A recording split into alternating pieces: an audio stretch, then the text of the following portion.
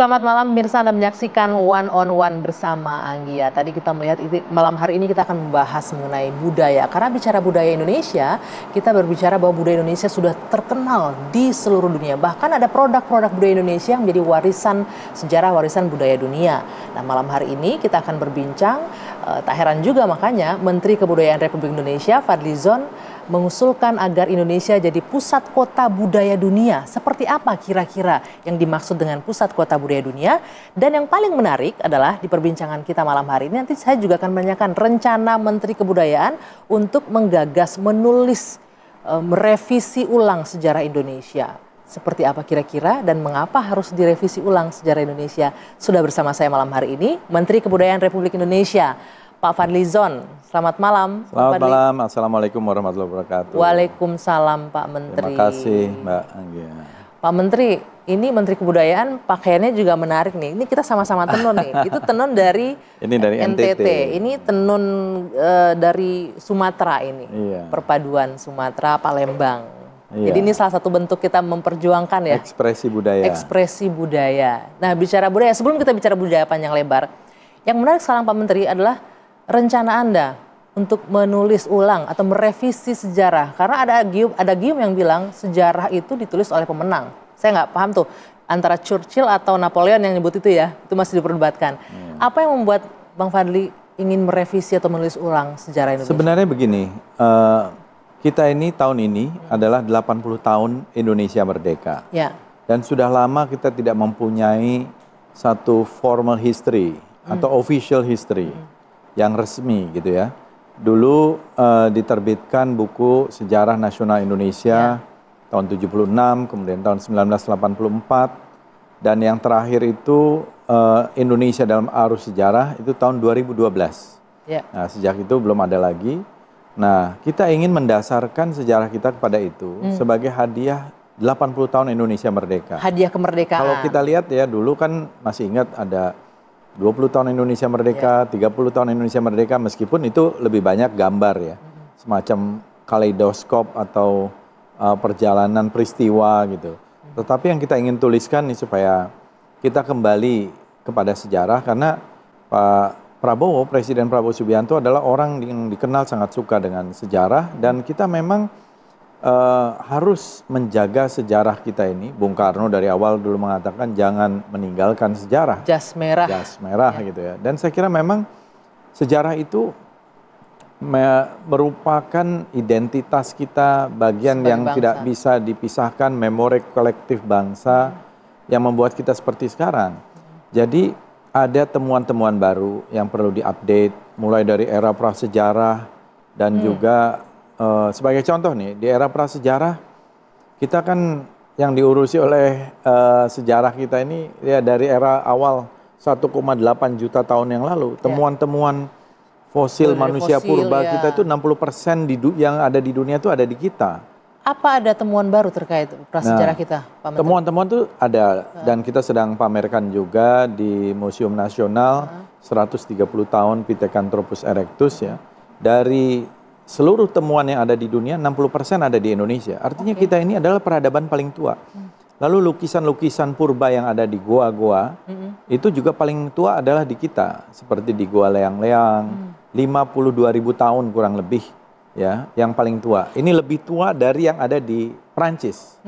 Nah, dan ini sudah hasil penelitian, riset, temuan dari para ilmuwan yang sepakat bahwa kitalah yang paling tua ekspresi budaya yang ada di lukisan-lukisan purba dalam bentuk binatang, tangan, dan tidak hanya di Sulawesi, di Kalimantan ya, Sangkurilang, kemudian tersebar hampir seluruh wilayah Indonesia. Sumatera Barat ya, ada juga di Payakumbuh, itu di Gua Lidah Air. Apa ya temuan terbarunya, Pak Menteri?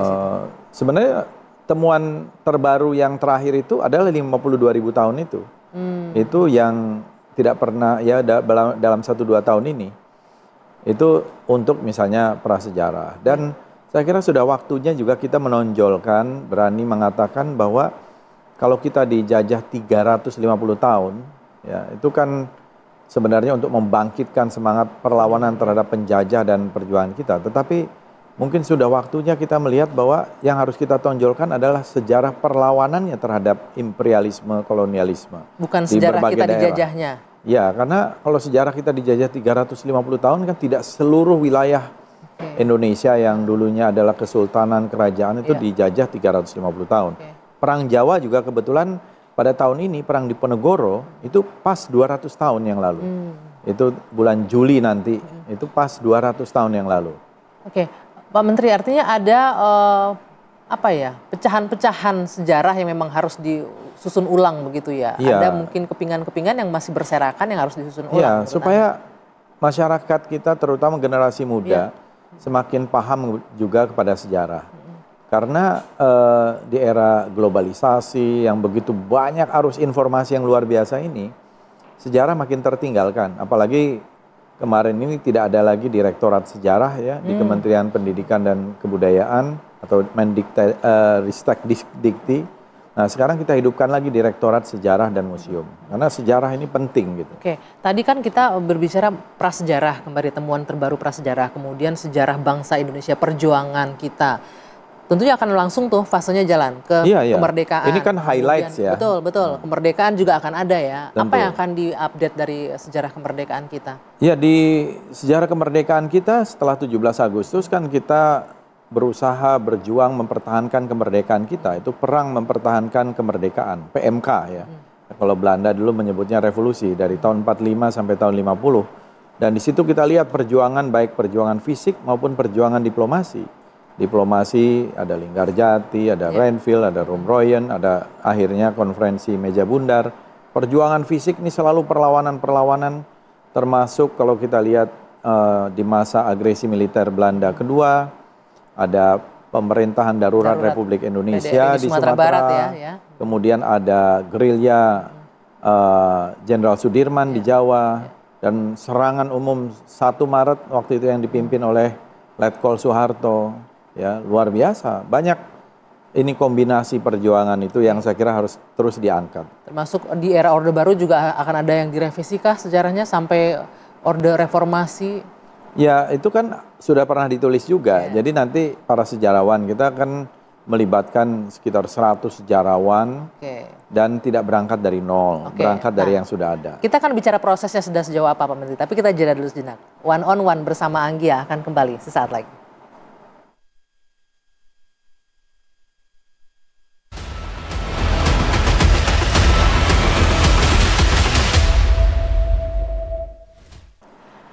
Anda kembali di One on One bersama Anggia. Kita lanjutkan perbincangan dengan Menteri Kebudayaan Republik Indonesia, Pak Fadlizon. Pak Menteri, kalau bicara proses, tadi Anda menyebutkan melibatkan 100 orang sejarawan. Sudah sejauh mana? Ini kan Mei, Juni, Juli, Agustus tinggal berapa bulan lagi. Anda berencana untuk merilis revisi sejarah baru di bulan Agustus. Iya, sebenarnya updated version gitu ya. Jadi ada yang ditambah mungkin, ya tergantung para sejarawan. Jadi sejarawan ada yang ditambah, ada yang dikurangi nggak? Ya. Belum tahu. Ini saya juga belum lihat dan mereka kan memang sudah terbagi kepada keahliannya masing-masing. Jadi perguruan tinggi, doktor, profesor, ya mereka yang memang ahli di bidangnya. Jadi ini bukan ditulis oleh aktivis atau oleh mereka yang terlibat di dalam kepentingan partai atau segala, nggak ada. Jadi sejarawan itu ya tentu ada metodologi, ya meskipun metodologi bisa macam-macam. Dan tentu berdasarkan kepada satu dasar yang kuat, evidence, ya artefak bukti, dan lain-lain, bukti, ya. Persepsi juga kita harus pertimbangkan. Ya, pasti, pasti. Dan selalu kan dalam berbagai peristiwa perspektif itu bisa berbeda-beda.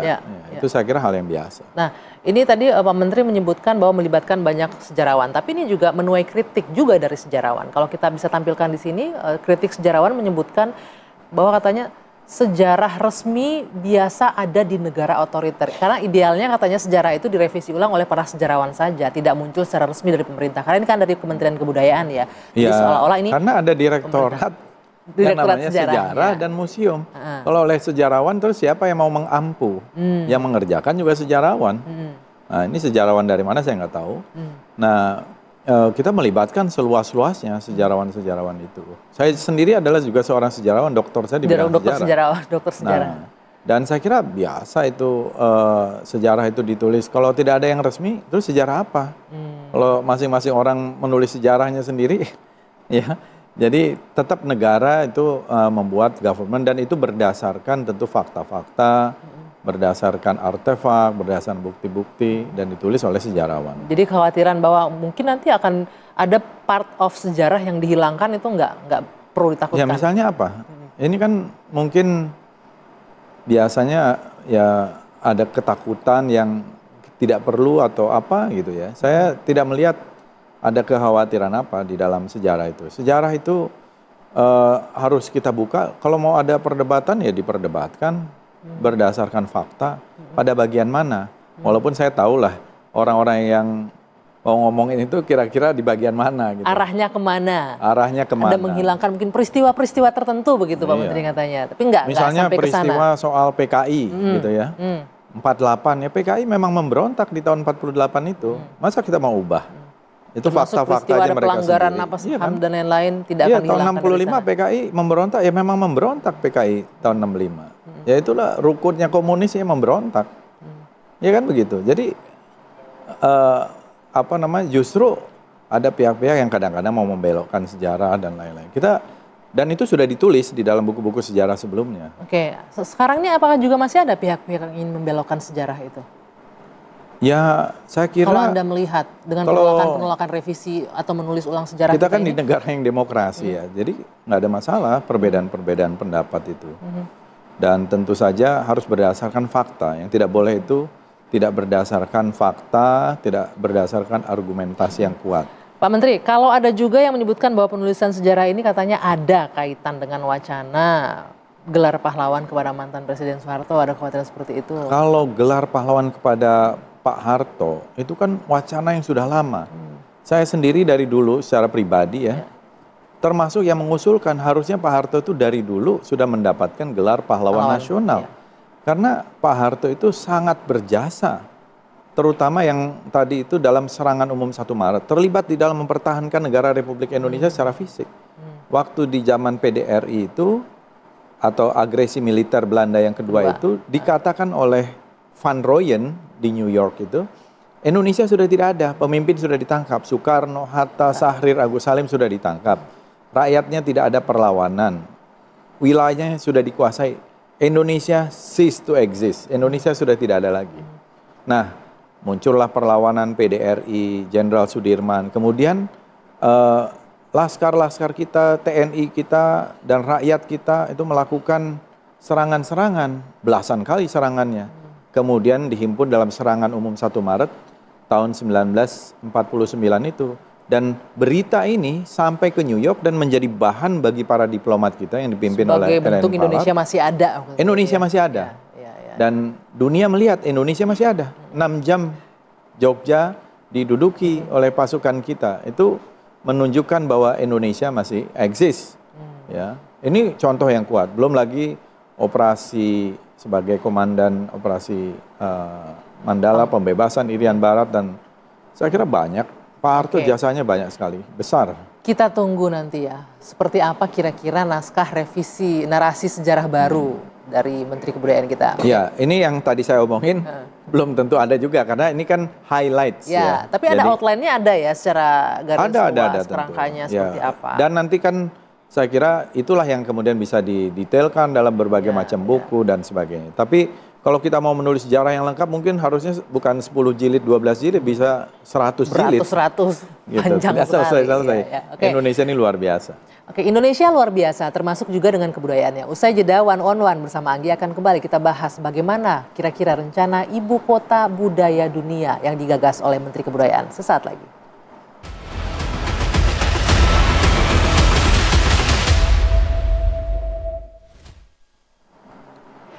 Anda kembali di One on One bersama Anggia. Mirsa, kita akan berbicara mengenai pusat kota budaya dunia. Indonesia digagas akan menjadi pusat kota budaya dunia. Pak Menteri, seperti apa gagasan ini muncul dari mana dan seberapa yakin publik, masyarakat global akan mengakui Indonesia sebagai pusat budaya Jadi dunia? kalau kita lihat sebenarnya Indonesia ini kan memang sangat kaya. Betul. Dari Aceh sampai Papua, Sabang, Merauke, Myangga sampai Pulau Rote. Saya menyebutnya ini mega diversity, ya. Dan mega diversity ini menurut saya luar biasa, ekspresi budaya kita mulai dari seni pertunjukan, tari-tarian, musik, alat musik, tradisi lisan, dan semua objek pemajuan kebudayaan kita kaya sekali, ribuan jumlahnya. Yang sekarang kita data sebagai intangible cultural heritage atau warisan budaya tak benda itu ada 2.213. Didasarkan ke Di tingkat nasional. Yang sekarang sudah diinskripsi oleh UNESCO itu ada 16. Mulai dari keris, wayang, batik, pantun, batik. Oh, pantun juga pantun masuk. Gamelan, terus tari saman, Bali. Nah, apa yang dari masalahnya Papua juga tuh apa? Noken ya. Ya, kemudian jamu. Terakhir itu yang 3 itu adalah Reok Ponorogo, Kebaya, dan Kolintang. Dan masalahnya kita banyak mau mendaftarkan, tapi UNESCO-nya tidak sanggup, ya, karena mereka punya keterbatasan. Nah, yang di tingkat nasional itu, tapi potensi kita tuh puluhan ribu sampai 50.000 intangible cultural heritage kita. Jadi kita nih kaya beragam. Saya ini keliling 100 negara ya sepanjang hidup saya tuh dari zaman saya SMA. Tidak ada kekayaan budaya yang lebih hebat dari Indonesia. Tidak ada yang punya sebanyak seperti Tidak ada yang sebanyak, Indonesia. seberagam. Bahasa saja kita punya 718. Betul. Ethnic group ya. Suku, kelompok etnis kita ada 1.314 minimal. Ya. Kemudian bahasa, kemudian seni etnik, tari kita punya berapa banyak jenis ya? beragam. Ya, motif dari kain saja itu belasan ribu gitu ya. Motif kain. Iya, ya, seperti yang kita pakai malam yang ini kita ya, pakai ada ini. dari Flores, mungkin dari motif Sumatera, NTT aja ada 737 mungkin ya. Nah, jadi banyak sekali kekayaan budaya kita itu luar biasa, dan ini belum kita jadikan national treasure kita, belum kita jadikan sebagai kekayaan nasional. Memang kekayaan nasional kita ini masyarakat masih melihatnya batu bara, nikel, ya. Tapi belum menjadikan yang namanya budaya, padahal ini sustainability mungkin ini ada. Mungkin nggak seseksi itu Pak Menteri, tidak menghasilkan value secara padahal angka ekonomi uang. budaya dan industri budaya itu luar biasa. Kembang, ya. Kalau kita lihat Hollywood, Bollywood, ya, Korea dengan Korean Hallyu. Kalau Indonesia kita harus bisa punya memajukan satu apa produk kita budaya. Kita mau memajukan itu. Film kita sekarang makin maju, musik, ya, untuk pop culture. Ya, pop culture ini sangat penting. Karena kita harus memajukan dangdut ini, kalau kita garap serius ini bisa menjadi sebuah waves gitu ya. Bisa menjadi dangdut waves gitu ya di dunia.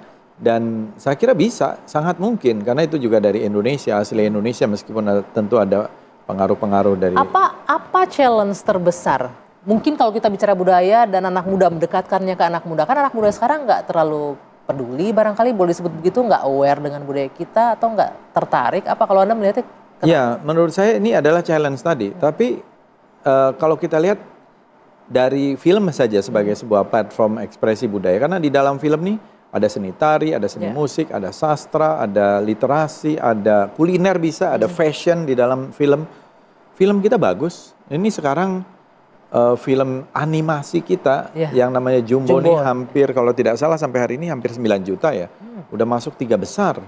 Artinya respon masyarakat terhadap film Indonesia semakin baik, sudah menjadi tuan di negeri sendiri. Tahun lalu sampai 67% penonton film Indonesia, 81 juta, ya. Dan sekarang kita juga aktif di dalam festival-festival film internasional. Kemarin di Rotterdam bulan Januari ada 4 film yang berprestasi, di Berliner, di Berlin ada 1, kemudian ini di film Cannes, besok ini festival film Cannes di Prancis ini juga mendapat apresiasi untuk di film market, di main competition, dan juga di film kritik dan lain-lain. Jadi ekosistem ini kuncinya, ekosistem film, ekosistem musik, ekosistem seni pertunjukan, tradisi ini harus dihidupkan gitu. Sehingga budaya ini bisa menjadi selain tadi tentu untuk jati diri bangsa, untuk reinventing Indonesian identity, tapi yang lebih penting juga untuk ekonomi budaya, industri budaya yang hidup gitu. tadi karena Anda sudah menyinggung soal film, saya juga sempat membaca sedikit, lakukan riset bahwa Anda juga akan mengeluarkan perizinan khusus untuk syuting film. Kenapa, Pak Menteri? Oh, itu maksudnya dalam untuk konteksnya mempermudah. apa? Mempermudah. Ya. Bukannya izin itu malah bikin orang ribet nggak sih? Selama ini kan nggak diatur, justru itu, bebas. bukan. Okay. Selama ini terlalu banyak pintunya. Banyak keluhan juga. Sebenarnya kita ingin apa, termasuk, maksudnya begini loh, bukan perizinan film itu satu pintu aja cukup. Simple, dan juga tidak diganggu-ganggu oleh oknum-oknum yang kadang-kadang membuat produksi ongkosnya menjadi naik. Apa biasanya tuh oknum-oknumnya minta? Ya premanisme termasuk di dalamnya. Misalnya ada syuting di sini, saya dapat keluhan dari banyak filmmaker. Apa bayar lokasi syuting ke oknum preman? Iya, kira-kira begitu. Nah, ini terjadi di Jakarta, di beberapa daerah, sulit. Padahal film ini mempromosikan juga. Di hilirnya kan nanti pariwisata, UMKM, kuliner. Ada film misalnya dari luar itu pernah Eat, Pray, and Love ya. Main di Bali. Nah, seluruh dunia akhirnya datang ke Bali. Karena melihat film itu antara lain. Jadi itu juga bagian dari, jadi film ini juga soft power. Ya, dan budaya secara umum juga soft power. Kekuatan lunak yang memang merasuki pikiran dan hati ya. Jadi hearts and minds. Gitu. So deep itu ya, kalau heart so and deep. mind. Jadi lihat aja banyak orang yang kerasukan budaya asing, budaya luar. Hanya dengan menonton produk film mereka. K-pop lah, kita bicara K-pop lah. Misalnya itu contohnya, ya kan. Nah, tugas saya dan juga teman-teman dan kita semua ada pasal 32 ayat 1 Undang-Undang Dasar 45. Itu pasti banyak orang yang nggak tahu. Bunyinya begini, negara memajukan kebudayaan nasional Indonesia di tengah peradaban dunia dengan menjamin masyarakat dalam memelihara dan mengembangkan nilai budayanya. Jadi kita nih harus memajukan budaya kita di tengah peradaban dunia. Jadi kita harus berkontribusi bagi globalisasi, ya bagi peradaban dunia. Bagaimana caranya membawa generasi muda untuk mau bareng-bareng nih kita menjaga budaya? Saya kira sekarang banyak platformnya ya, banyak. Nah, selain tadi begitu banyak ekspresi budaya, jadi budaya ini bukan hanya seni, bukan hanya kesenian saja. Seni ini salah satu. Di objek pemajuan kebudayaan itu ada ritus, ada manuskrip, olahraga tradisional, permainan tradisional, pangan tradisional itu masuk di dalamnya. Itu yang Anda sebutkan semua hampir jarang dimainkan loh oleh anak-anak muda sekarang. Iya. Makanya kan harus kita kumpul permainan tradisional aja. Menurut seorang peneliti itu di kita tuh ada 2.600 permainan tradisional di Indonesia ini. Nah ini kalau kita hidupkan, kemudian apalagi sekarang ini eranya IP, intellectual property ya. Nah ini kan bisa juga dimonetasi dengan berbagai macam bentuk. Dan kita juga kaya dengan museum dan belum banyak dieksplorasi. Sekarang ini ada 469 museum. Punya pemerintah pusat, provinsi, kabupaten kota, swasta, perorangan. Dan museum-museum ini juga bisa menjadi pusat edukasi, literasi, dan lain-lainnya. Tinggal mengemasnya semenarik mungkin ya, bagaimana mereka bisa tertarik untuk itu. Kan kalau orang ngomongin museum, kok kayaknya tua banget nih ngomongin museum gitu loh. Apa yang bisa bikin ini menarik anak muda jadinya gitu? Ya, misalnya contohnya kita harus membuat museum ini menarik, atraktif. Misalnya ada sentuhan-sentuhan teknologi, ada sentuhan digital, narasinya menarik, tata pamernya bagus, koleksinya juga bagus, lightingnya, environmentnya, semuanya bagus. Sekarang kita buat ini contohnya di Museum Nasional. Dan juga tentu ada pameran-pameran temporer yang menarik yang membuat orang datang. Kemarin kita pameran keris, pameran kongsi namanya, kulturasi Tionghoa dengan budaya lokal. Pameran tentang masuknya Islam pertama kali ke Indonesia di abad ke-7 atau abad pertama Hijriah, temuan baru dari situs Bongal di Sumatera Utara, pameran Kartini, kemudian juga ada pameran Pithecanthropus erectus. Nah ini ternyata yang datang ke Museum Nasional banyak, rekornya waktu liburan yang lalu itu sampai 12.750 orang per hari. Kemarin libur lebaran 10 ribuan per hari. Jadi dan itu berbayar dan orang sampai antri datang ke museum. Ini kan good news, artinya berita baik. Nah, berbicara benda-benda sejarah kita, kan masih banyak juga yang bertebaran di luar ya, Pak Menteri. Apa upaya yang dilakukan untuk repatriasi? Nah, kita berusaha untuk melakukan repatriasi. Ada sekarang ini Direktorat Jenderal untuk Promosi Kebudayaan, Kerjasama Kebudayaan, dan Diplomasi Kebudayaan. Nah, repatriasi ini masuk di dalam agenda itu yang memang sebenarnya sudah lama. Dari awal kita merdeka kita berusaha untuk repatriasi, memulihkan ingatan kita, pengetahuan kita, dan benda-benda kita yang dicuri, dibawa dalam kolonialisme ketika itu. Artinya masih banyak nggak di Belanda nih? Masih banyak. Benda-benda sejarah Nah, kita ingin memulangkan nih keris Teku Umar, keris Diponegoro. Masih di sana semua? Masih di sana. Oke. Kemudian prosesnya gimana Pak Menteri? Kita kerjasama dengan pihak pemerintah Belanda. Ada kerisnya Bali Klungkung, Raja Sultan dari Madura yang dulu dibawa oleh Belanda. Kemudian banyak lagi etnografi, artefak lain, arca-arca yang masih di luar yang kita ingin kembalikan ya, prasasti Pucangan, Sangguran itu di Inggris dan di India. Oh, di Belanda sampai paling ke Inggris banyak. Dan India ya. Termasuk juga yang dibawa oleh Dubois, misalnya fosil-fosil manusia purba dan terkait dengan situs-situs yang diambil dari Sangiran ketika itu, kan kita ingin pulihkan supaya pengetahuan kita ini lengkap, puzzle-nya itu ada di sini gitu. Nah, tapi sejauh ini respon dari negara-negara responnya positif. Ada juga beberapa negara yang belum memberikan respon ya. Ini dalam proses. Kita punya target nggak untuk repatriasi ini? Dalam tahun ini berapa produk ya, kita harapkan ada terus ya. Dan negara-negara lain juga melakukan. Seperti halnya Mesir, juga mereka minta ke British Library, Yunani juga partial dari Parthenon itu kan diambil banyak di British Museum gitu ya.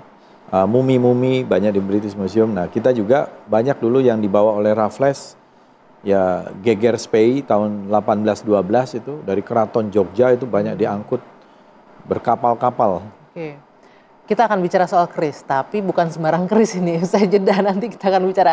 Karena saya dengar Pak Menteri kita ini juga kolektor keris. Saya tertarik nih, apa yang menyebabkan Pak Menteri tertarik untuk mengoleksi keris? Tapi nanti dijawabnya. Kita jeda dulu sejenak. One on one bersama Anggia akan kembali sesaat lagi.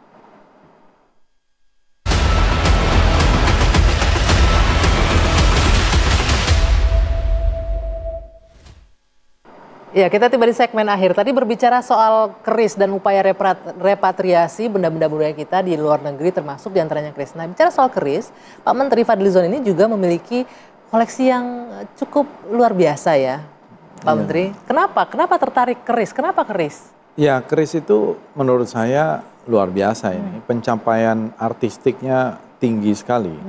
Baik dari seni pahat, seni tempa, seni ukir, seni apalagi makna nilai yang berada di belakangnya. Kalau bicara filosofinya apa keris ini? Filosofinya itu sebetulnya keris itu ya semacam ageman, pegangan gitu ya. Dan pusaka. Bukan alat. Ya, lebih kepada pusaka ketimbang sebagai fungsional. Meskipun bisa dipakai secara fungsional. Dan keris ini ada tidak hanya di Jawa, tentu pusatnya di Jawa ya. Tapi tentu saja di Madura, di Bali, Lombok, Sulawesi, Sumatera. Bahkan Sumatera Barat kita juga punya keris ya? Punya, keris Minangkabau, keris Palembang, keris Lampung, keris sampai keris. Di Aceh pun ada, ya di Kalimantan dan lain-lain. Jadi keris ini udah menjadi sampai negara-negara tetangga kita. Sampai ke Malaysia, Thailand, Filipina, ya. Dan keris ini menurut saya juga ada di dalam relief-relief Borobudur, ya, dan juga candi-candi yang lain yang di abad-abad itu. Karena itu kan besi baja meteorit, ya, ada bahan meteorit untuk pamornya. Pamornya memperlihatkan simbol-simbol tertentu. Tadi Bang, Anda bilang sebagai ageman, sebagai pegangan itu, maknanya apa? Ya, artinya bagi seseorang kan itu benda aja kan? Iya, benda, tetapi kan sesuatu yang orang bisa mendekatinya itu secara esoteris maupun eksoteris gitu. Apa itu? Esoteris itu ada tuahnya, kan energi yang dibuatkan kepada besi, apa yang dengan ketika doa, ditempa. bukan menjadikan ini klinik gitu ya, tapi kan energi. Kemudian kalau eksoteris itu dari sisi budayanya, seninya, perwujudan, manifestasi dari ekspresinya gitu. Jadi kan indah sekali kalau Anda ngelihat keris yang bagus itu Mbak Anggia, luar biasa. Ya, secara proporsional. Saya nggak paham, kita ngelihatnya yang bagus itu dari mana sih? Dari warnanya kah? Dari bentuknya kah? Istilahnya itu memang nih harusnya satu segmen tersendiri. Ada dapurnya, ada pamornya, tangguhnya. Setiap tangguh itu zamannya, perkiraan zamannya itu beda-beda. Kalau keris Majapahit itu seperti ini, keris Pajajaran seperti ini, beda-beda itu. Ada di antara koleksinya keris Majapahit ada, juga? banyak. Itu cara ngedapetinnya gimana Pak Menteri? Banyak, kita masih banyak. Karena kebetulan karena bahannya itu dari besi baja dan sehingga bisa ratusan tahun, bisa ribuan tahun. Oke. Cukup bicara kerisnya, karena butuh lebih banyak waktu kan. Sekarang kita tutup keris, kita bicara satu yang juga menarik ini. Mungkin pemirsa di rumah baru mendengarkan kali ini soal Dana Indonesia. Nah, padahal ini bukan program baru ya sebenarnya. Iya. Ini berkaitan dengan apa nih Dana Indonesia? Sebenarnya ini adalah komitmen pemerintah dan juga kehadiran negara di dalam pemajuan kebudayaan, yaitu Dana Abadi Kebudayaan atau endowment fund lah ya. Jadi Dana Abadi Kebudayaan. Yang tahun ini kita harapkan bisa diakses lebih inklusif, lebih banyak lagi pihak yang mendapatkan. Kriterianya siapa terutama saja? adalah komunitas, bahkan perorangan, tapi seniman, budayawan, mereka yang mau membuat festival dan lain-lain. Tapi tentu saja ada penilaiannya, ada kuratorialnya. Tapi kita ingin setransparan mungkin, seakuntabel mungkin gitu. Kalau kita lihat angkanya juga tidak kecil ya Pak Menteri ya. 400. Ya totalnya yang tersedia tahun ini 465 miliar. Ya. Itu akan disebar untuk termasuk kalau misalnya di dalam film itu ada matching fund. Jadi kalau ada film kita dalam satu proyeknya mendapat dukungan dari beberapa institusi dari luar, nah kita juga harus mematchkan dengan nilai itu. Tapi itu batasnya di 2,5 miliar. Tapi juga ada kegiatan-kegiatan mungkin sanggar atau festival yang memang bisa. Nah ini kita harapkan diakses oleh publik kita dan kita nilai. Yang paling penting itu benar-benar kegiatannya itu serius, bukan fraud ya, bukan bohong-bohongan atau memang untuk sekedar mencari. Gimana nih mengawasinya? Nah itu ada tim kurasinya. Ada tim kurasi. Jadi nanti bisa misalnya yang punya sanggar tari ingin mengembangkan apa bisa begitu, yang punya dengan konsepnya ada juklak dan juknisnya dan itu ada websitenya. Masing-masing penerima manfaat itu berapa maksimum? Bisa sampai berapa? Ya tergantung kegiatannya. Ada yang misalnya bentuknya festival tentu lebih besar. Ada yang misalnya untuk kebutuhan bahkan untuk travel grant untuk ke luar negeri. Misalnya menghadiri festival karena dia dipilih. Misalnya membawa festival angklung kemana gitu, bisa seperti itu ya. Dan ini sebenarnya stimulus ya. Artinya dana itu kalau kita lihat tidak terlalu besar dibanding dengan kebutuhan memajukan kebudayaan di seluruh Indonesia. Jadi sebagai stimulus, kita harapkan juga komunitas-komunitas dan pegiat budaya, pejuang budaya ini juga membuat satu skema public-private partnership. Kita juga begitu. Karena ini bukan tanggung jawab pemerintah saja, tapi juga swasta, filantropi, filantropis ya, para mereka yang punya kepedulian, yayasan-yayasan filantropis, kemudian juga korporasi dan juga ada banyak pihak yang terlibat. Semua pihak lah harusnya terlibat. Ya seperti halnya di museum gitu, banyak orang yang menyumbang artefak buat museum. Sekarang makin banyak nih orang yang menyumbang koleksi, ada lampu, ada meriam, ada koleksi perunggu. Kalau mereka ingin menyumbang itu mereka dapat ini kompensasi. Nah kita dapat tentu saja ini kepada negara, hibah kepada negara. Ya, kita berikan sertifikat, kita berikan acknowledgement. Misalnya namanya ditera di situ gitu. Wah, menarik juga ya untuk melestarikan benda-benda budaya mungkin tersebar banyak di Indonesia. Dan ini dipraktekkan di seluruh dunia seperti itu. Dan jangan lupa, budaya ini adalah etalase paling depan di negara-negara maju. Jadi bukan di belakang. Museum, galeri, perpustakaan, termasuk ekspresi-ekspresi budaya kita. Ya, ini bagian yang saya kira ke depan ini akan menjadi satu tren baru. Culture for the future, jadi budaya ini untuk masa depan bukan untuk masa lalu ya. Dan satu lagi the power of culture, jadi kekuatan budaya itu luar biasa. Culture for the future, kita bicara masa depan, tapi kita juga nggak bisa menghindari teknologi ya. Kita bisa manfaatkan apa dari kemajuan teknologi untuk ada digitalisasi budaya seperti apa gitu loh. Semua perlu didigitalisasi, ada IP-nya sekarang, ada AI dan untuk memperkenalkan. Jadi kita menggunakan semua instrumen itu untuk ke depan. Bahkan kita ini sebenarnya belum melakukan appraisal ya. Satu appraisal itu untuk menilai berapa sih kekayaan kita itu. Misalnya Borobudur. Berapa itu nilainya? Misalnya benda-benda koleksi di Museum Nasional yang jumlahnya hampir 200.000 item. Nah, ini sekarang sedang saya inventarisasi dan nanti kita akan memperkirakan nilainya satu persatu koleksi itu. Sehingga inilah kekayaan budaya kita. Nah ini belum pernah kita lakukan inventarisasi itu. Belum lagi kita mengolah dari kekayaan-kekayaan itu menjadi bentuk-bentuk lain, ekspresi lain, menjadi merchandise, menjadi IP, menjadi nanti film, menjadi macam-macam. Bahkan bisa dimonetisasi juga ya dengan merchandise. Sangat bisa dimonetisasi. Oke, nah kuncinya sekarang gimana nih Pak Menteri untuk membangkitkan antusiasme masyarakat ya kalau bicara soal budaya itu bikin orang tertarik itu gimana sih sekarang ini? Gitu. Ya, bahasanya juga harus bahasa yang frekuensinya sama kan kalau kita target audiensnya anak muda nih gimana nih ngajak mereka untuk aware. Ya inilah tantangan kita, terutama adalah SDM kita. Ya misalnya kalau di museum bagaimana penampilannya tadi harus menarik, edukatornya atau tour guide-nya harus storytelling, menceritakan, bukan hanya sekedar oh ini gitu. Benda terus ada tulisan aja. Tapi dia harus ada storytelling. Ini kita sedang melakukan juga pembinaan SDM terhadap itu baru satu contoh museum. Misalnya kalau di film, apa sih kelemahan kita di script writing, terutama penulisan skenario. Nah skenario kita yang ceritanya tadi banyak itu kan harusnya bisa ditulis dengan baik. Nah, kehebatan yang di luar itu skenarionya kuat sekali. Nah, kita ini salah satu titik yang kekurangan kita itu di penulisan skenario. Tuh. Sama ini satu lagi barangkali di kurikulum pendidikan kita terkait sejarah, budaya dan lain-lain itu mungkin harus diperkuat.